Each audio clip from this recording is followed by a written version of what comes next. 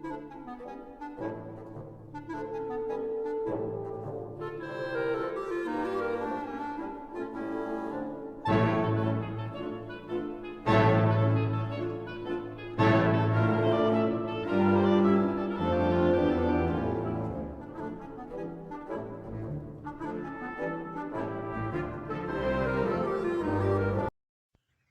morning.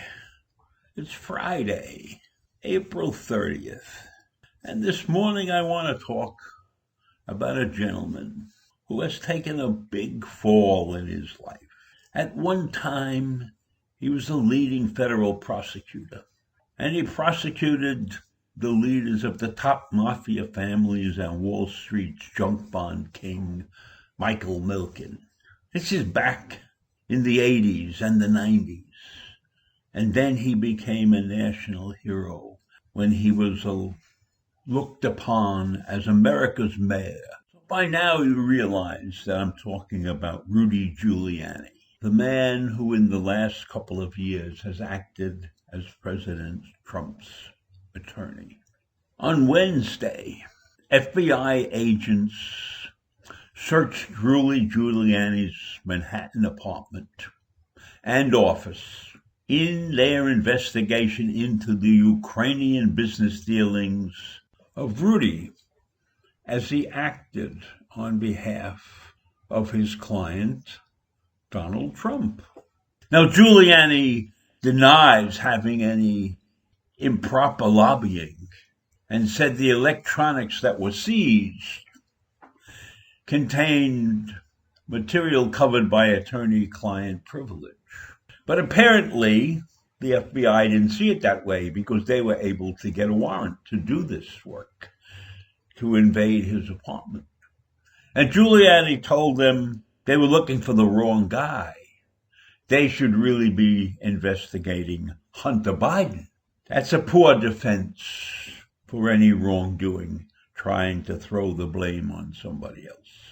Now, this investigation is not a surprise to Giuliani. For the past 2 years, he has been trying through his attorney to deny the allegation.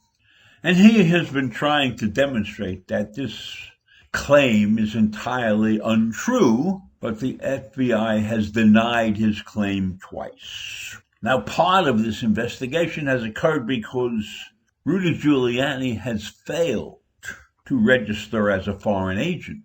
Apparently, if you want to do business with another country's government, you have to register as a foreign agent. And Giuliani did not do that.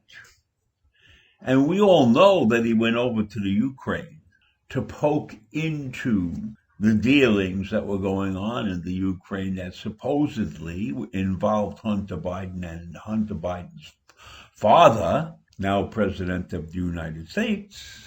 And I am sure that he went to the Ukraine at the behest of Donald Trump because Donald was trying to get information that he could use in his campaign against the Bidens. But it turns out that this investigation goes beyond that. They have been investigating Giuliani for a year and a half.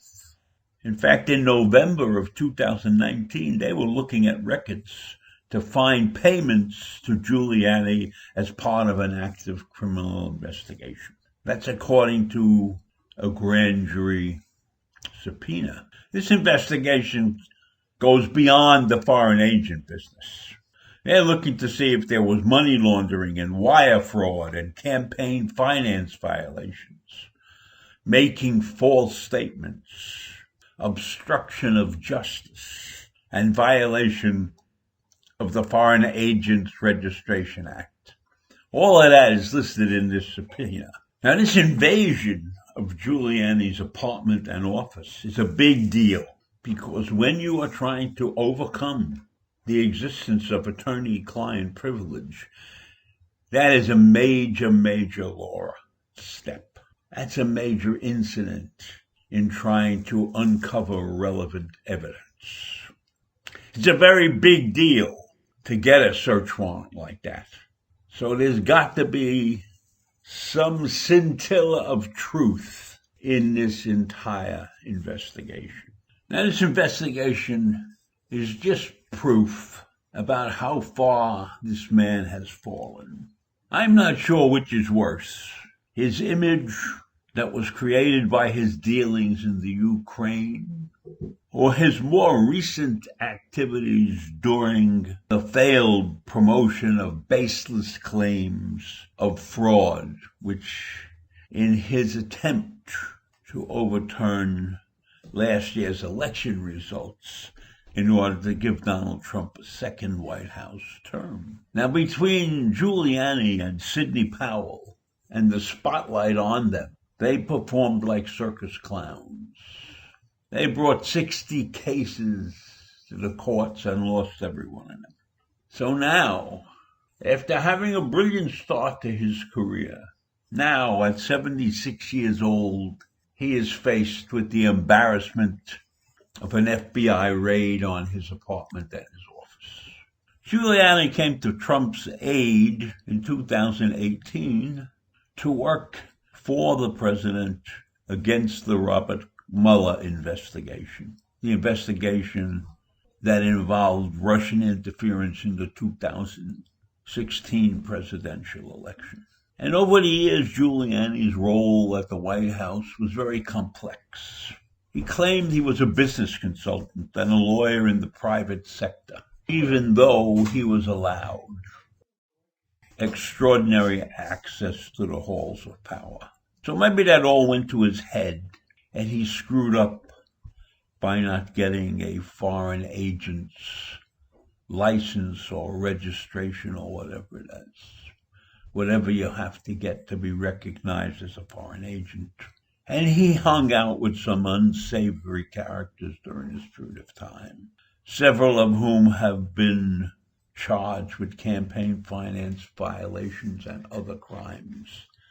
That would be Lev Parnas and Igor Fruman. So if we look at this investigation in the true sense of the word, there's a blight on this man's career, and he will not be remembered as the great mayor that he was, but he will be remembered as a clown.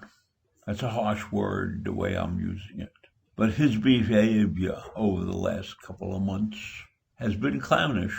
His assertions of voter fraud and the fact that his hair dye was dripping down his face underneath the television cameras will be remembered by all, not his former greatness in 2001. So everybody's career comes to an end at some point in time. And unfortunately for Rudy, it hasn't ended well yet.